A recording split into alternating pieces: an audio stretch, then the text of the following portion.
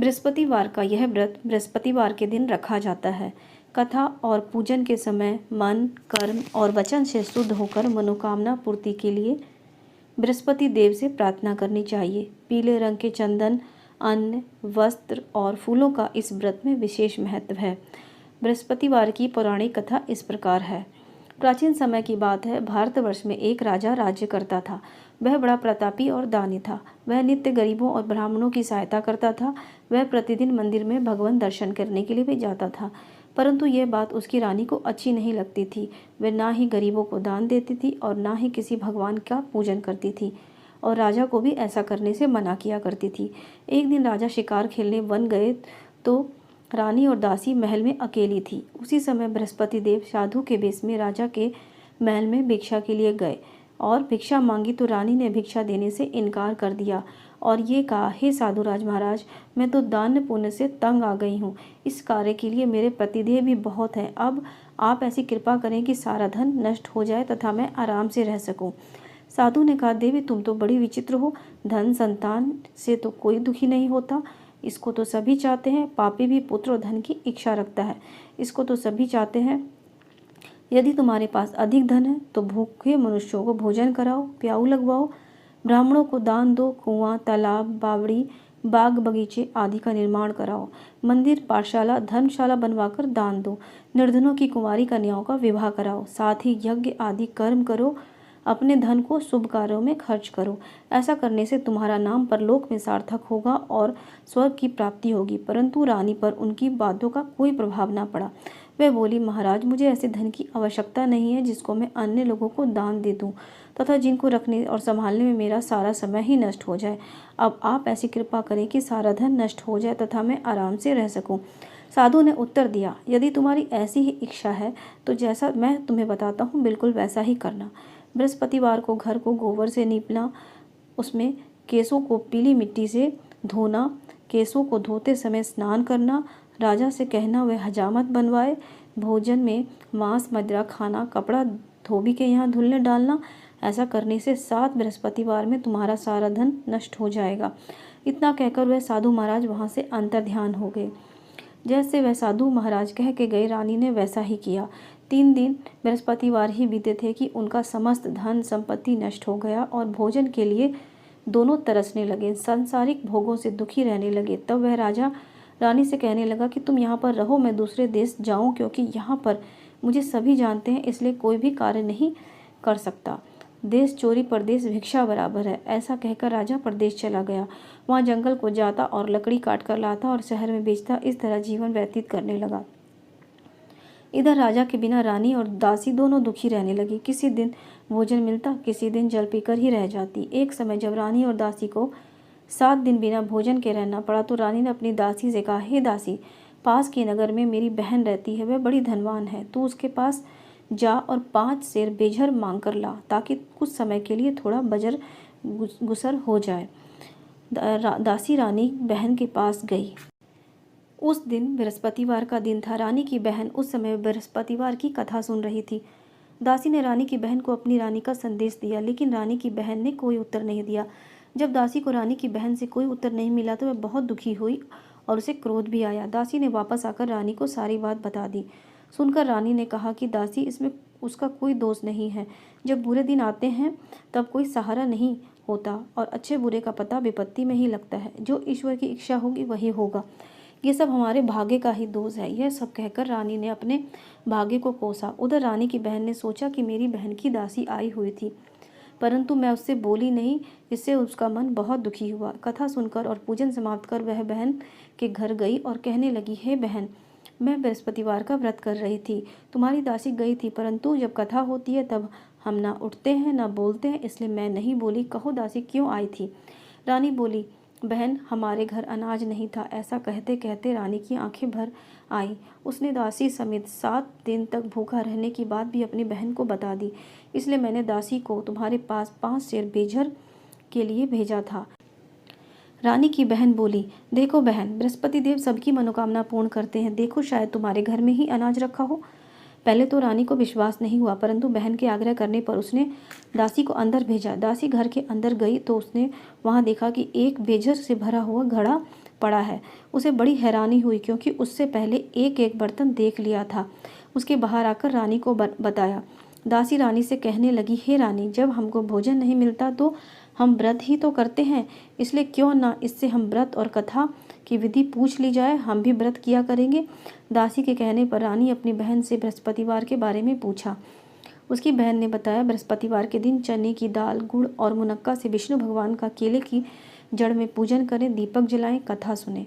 उस दिन एक ही समय भोजन करें, भोजन पीले खाद्य पदार्थ का ही करें, इससे गुरु भगवान प्रसन्न होते हैं, अन्न पुत्र धन देते हैं, मनोकामना पूर्ण करते हैं। व्रत और भोजन की विधि बतलाकर रानी की बहन अपने घर लौट आई। रानी और दासी दोनों ने निश्चय किया कि बृहस्पति देव भगवान का पूजन जरूर करेंगे। 7 रोज बाद जब बृहस्पतिवार आया तो उन्होंने व्रत रखा। घुड़साल में जाकर चना और गुड़ बीन लाई तथा उसी दाल से केले की जड़ तथा विष्णु भगवान का पूजन किया। अब पीला भोजन कहाँ से आए? दोनों बड़ी दुखी हुई, परंतु उन्होंने व्रत किया था इसलिए बृहस्पति देव प्रसन्न थे। एक साधारण व्यक्ति के रूप में वे 2 थालों में सुंदर पीला भोजन लेकर आए और दासी को देकर बोले, हे दासी, ये भोजन तुम्हारे लिए और तुम्हारी रानी के लिए है, इसे तुम दोनों ग्रहण करना। दासी भोजन पाकर बहुत प्रसन्न हुई। उसने रानी से कहा, चलो रानी, भोजन कर लो। परंतु रानी को भोजन आने के बारे में कुछ भी नहीं पता था, इसलिए उसने कहा कि जा तू ही भोजन कर, क्योंकि तू व्यर्थ में हमारी हंसी उड़ाती है। तब दासी ने कहा, एक व्यक्ति भोजन देकर गया है। तब रानी ने कहा, वह व्यक्ति तेरे लिए ही भोजन दे गया होगा, तू ही भोजन कर। तब दासी ने कहा कि वह व्यक्ति हम दोनों के लिए 2 थालों में सुंदर पीला भोजन देकर गया है, इसलिए मैं और आप दोनों ही साथ साथ भोजन करेंगे। यह सुनकर रानी बहुत प्रसन्न हुई। फिर दोनों ने गुरुवार भगवान को नमस्कार करके भोजन प्रारंभ किया। उसके बाद वे प्रत्येक बृहस्पतिवार को गुरुवार का व्रत और पूजन करने लगी। बृहस्पतिवार भगवान की कृपा से उसके पास धन हो गया, परंतु रानी फिर भी पहले की तरह आलस्य करने लगी। तब दासी बोली, देखो रानी, तुम पहले भी इसी प्रकार आलस्य करती थी, तुम्हें धन के रखने में कष्ट होता था, इस कारण सभी धन नष्ट हो गया। अब गुरु भगवान की कृपा से धन मिला है तो फिर तुम्हें आलस्य होता है। बड़ी मुसीबतों के बाद हमने यह धन पाया है, इसलिए हमें दान पुण्य करना चाहिए। अब तुम भूखे मनुष्यों को भोजन कराओ, प्याऊ लगवाओ, ब्राह्मणों को दान दो, कुआं, तालाब, बावड़ी, बाग बगीचे आदि का निर्माण कराओ, मंदिर, पाठशाला, धर्मशाला बनवाकर दान दो, निर्धनों की कुंवारी कन्याओं का विवाह कराओ, साथ में यज्ञ और आदि कर्म करो, धन को शुभ कार्यों में खर्च करो, जिसका तुम्हारे कुल का यश बढ़ेगा और स्वर्ग की प्राप्ति होगी और पितृ प्रसन्न होंगे। दासी की बात मानकर रानी शुभ कर्म करने चली गई। उनका यश फैलने लगा। एक दिन रानी और दासी आपस में विचार करने लगे कि ना जाने राजा किस दशा में होंगे, उनकी कोई भी खोज खबर नहीं है। उन्होंने श्रद्धापूर्वक गुरुवार भगवान से प्रार्थना की कि राजा जहाँ भी हो शीघ्र वापस आ जाए। उसी रात्रि को बृहस्पति देव ने राजा के स्वप्न में कहा कि हे राजा, उठ, तेरी रानी ने तुझको याद किया है और अपने देश लौट जा। राजा प्रातःकाल उठा और जंगल से लकड़ी काटने के लिए जंगल की ओर चल पड़ा। जंगल से गुजरते हुए विचार करने लगा कि ना जाने क्यों इतने दुख भोगने पड़ रहे हैं। राजपाट छोड़कर जंगल में आकर रहना पड़ रहा है। जंगल से लकड़ी काटकर शहर में बेचकर गुजारा करना पड़ा और अपनी दशा को याद करके व्याकुल होने लगा। उसी समय राजा के पास बृहस्पति देव साधु के भेष में आकर बोले, हे लकड़हारे, तुम इस सुनसान जंगल में किस चिंता में बैठे हो, मुझे बतलाओ। यह सुनकर राजा के नेत्रों में जल भर आया। साधु की वंदना कर राजा ने अपनी संपूर्ण कहानी सुना दी। महात्मा दयालु होते हैं। वे राजा से बोले, हे राजा, तुम्हारी पत्नी ने बृहस्पति देव के प्रति अपराध किया था, जिसके कारण तुम्हारी यह दशा हुई है। अब तुम चिंता मत करो, भगवान तुम्हें पहले से भी अधिक धन देंगे। देखो, तुम्हारी पत्नी ने बृहस्पतिवार का व्रत प्रारंभ कर दिया है। अब तुम भी बृहस्पतिवार के दिन चने की दाल और गुड़ का मुनक्का से विष्णु भगवान का केले की जड़ में पूजन करें और दीपक जलाएं और कथा सुने। उस दिन एक ही समय भोजन करें और पीले खाद्य पदार्थों का ही भोजन करें। भगवान तुम्हारी सब मनोकामना पूर्ण करेंगे। साधु की बात सुनकर राजा बोले, हे प्रभु, लकड़ी बेचकर तो इतना पैसा भी नहीं बचता जिससे कि मैं भोजन के उपरांत कुछ बचा सकूं। मैंने रात्रि में अपनी रानी को व्याकुल देखा है। मेरे पास कोई साधन नहीं है जिससे मैं उनका समाचार जान सकूं। फिर भी मैं कौन सी कहानी कहूँ, यह मुझको मालूम भी नहीं है। साधु ने कहा, हे राजा, मन में बृहस्पतिवार भगवान की पूजन व्रत का निश्चय करो, वे स्वयं तुम्हारे लिए राह बना देंगे। बृहस्पतिवार के दिन तुम रोजाना की तरह लकड़ियां लेकर शहर में जाना। तुम्हें रोज से दोगुना धन मिलेगा, जिससे तुम्हें भली भांति भोजन कर लोगे और बृहस्पति देव की पूजा का सामान भी आ जाएगा। जो तुमने बृहस्पतिवार की कहानी के बारे में पूछा है वह इस प्रकार है। बृहस्पति देव की कथा। प्राचीन काल में एक बहुत ही निर्धन ब्राह्मण था। उसके कोई भी संतान नहीं थी। वह नित्य पूजा पाठ करता, परंतु उसकी स्त्री ना स्नान करती, ना ही किसी देवता का पूजन करती थी। इस कारण ब्राह्मण देवता बहुत ही दुखी रहते थे। अपनी पत्नी को बहुत समझाते किंतु उसका कोई परिणाम ना निकला। भगवान की कृपा से ब्राह्मण के यहाँ एक कन्या उत्पन्न हुई। कन्या बड़ी होने लगी। प्रातःकाल स्नान करके वह भगवान विष्णु का जाप करती। बृहस्पतिवार के दिन व्रत भी करने लगी। पूजा पाठ समाप्त कर पाठशाला जाती और मुट्ठी में जौ भर के लाती और पाठशाला के मार्ग में डालती जाती। लौटते समय वही जौ स्वर्ण के हो जाते और उसे बिनकर घर ले आती। एक दिन वह बालिका सूप में उस सोने के जौ को फटक रही थी, साफ कर रही थी, तो माँ ने देख लिया और कहा, हे बेटी, सोने के जौ को फटकने के लिए सोने का सूप होना चाहिए। दूसरे दिन गुरुवार था। कन्या ने व्रत रखा और बृहस्पति देव से सोने का सूप देने की प्रार्थना की और कहा कि हे प्रभु, यदि सच्चे मन से मैंने आपकी पूजा की है तो मुझे सोने का सूप दे दो। बृहस्पति देव ने उसकी प्रार्थना स्वीकार कर ली। रोजाना की तरह वह कन्या जौ फैलाती हुई पाठशाला चली गई। पाठशाला से लौटकर जब वह जौ बीन रही थी तो बृहस्पति देव की कृपा से उसे सोने का सूप मिला। उसे वह घर ले आई और जौ साफ करने लगी, परंतु उसकी माँ का वही ढंग रहा। एक दिन की बात है, कन्या सोने के सूप में जौ साफ कर रही थी। उस समय उस नगर का राजकुमार वहां से निकला। कन्या के रूप और कार्य को देखकर वह बड़ा मोहित हो गया। राजमहल में आकर भोजन और जल त्याग कर उदास होकर लेट गया। राजा को जब राजकुमार द्वारा अन्न जल त्यागने का समाचार ज्ञात हुआ तो उसने अपने मंत्रियों से कहा, अपने पुत्र के पास गया और पूछा, हे बेटा, तुम्हें किस बात का कष्ट है? किसी ने तुम्हारा अपमान किया है अथवा कोई और कारण है? मुझे बतलाओ, मैं वही कार्य करूंगा जिससे तुम्हें प्रसन्नता होगी। अपने पिता की बात सुनकर राजकुमार बोला, हे पिताजी, मुझे किसी बात का दुख नहीं है। किसी ने मेरा अपमान नहीं किया, परंतु मैं उस लड़की से विवाह करना चाहता हूँ जो सोने के सूप में जौ साफ कर रही थी। राजकुमार ने राजा को उस लड़की के घर का पता बतलाया। मंत्री उस लड़की के घर गया। मंत्री ने ब्राह्मण के समक्ष राजा की ओर से निवेदन किया। कुछ ही दिन बाद ब्राह्मण की कन्या का विवाह राजकुमार के साथ संपन्न हो गया। कन्या के घर से जाते ही ब्राह्मण के घर में पहले की भांति गरीबी का निवास हो गया। एक दिन दुखी होकर ब्राह्मण अपनी पुत्री से मिलने गए। बेटी ने पिता की अवस्था को देखा और अपनी माँ का हाल पूछा। ब्राह्मण ने सभी हाल कह सुनाया। कन्या ने बहुत सा धन देकर अपने पिता को विदा कर दिया, लेकिन कुछ दिन बाद फिर वही हाल हो गया। ब्राह्मण फिर अपनी कन्या के यहाँ गया और सभी हाल कहा तो पुत्री बोली, हे पिताजी, आप माताजी को यहाँ लिवा लाओ, मैं उन्हें यह विधि बतला दूंगी जिससे कि गरीबी दूर हो जाएगी। ब्राह्मण देवता अपनी स्त्री को लेकर अपनी पुत्री के पास राजमहल पहुंचे तो पुत्री ने अपनी माँ को समझाने लगी, हे माँ, तुम प्रातःकाल स्नान आदि करके विष्णु भगवान का पूजन करो और बृहस्पतिवार का व्रत करो तो सब दरिद्रता दूर हो जाएगी। परंतु उसकी माँ ने उसकी बात नहीं मानी। वह प्रातःकाल उठकर अपनी पुत्री के बच्चों का जूठन खा लेती थी। एक दिन उसकी पुत्री को बहुत गुस्सा आया। उसने अपनी माँ को एक कोठरी में बंद कर दिया। प्रातः उसे स्नान आदि करा के पूजा पाठ करवाया तो उसकी माँ की बुद्धि ठीक हुई। इसके बाद वह नियम पूर्वक पूजा पाठ करने लगी और प्रत्येक बृहस्पतिवार को व्रत करने लगी। इस व्रत के प्रभाव से मृत्यु के बाद भी वह स्वर्ग को गई। वह ब्राह्मण भी सुखपूर्वक इस लोक का सुख भोगकर स्वर्ग को प्राप्त हुआ। इस तरह कहानी कहकर साधु बाबा देवता वहां से लोप हो गए। धीरे धीरे समय व्यतीत होने लगा।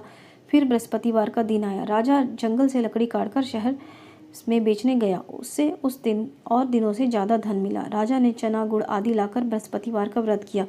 उस दिन उसे सभी कलेश दूर हुए, परंतु जब उसको अगले गुरुवार का दिन आया तो बृहस्पतिवार का व्रत करना भूल गया। इस कारण बृहस्पति भगवान नाराज हो गए। उस दिन उस नगर के राजा ने विशाल यज्ञ का आयोजन किया था तथा उसमें समस्त राज्य में घोषणा करवा दी थी कि सभी मेरे यहाँ ही भोजन करेंगे, किसी के घर चूल्हा ना जले।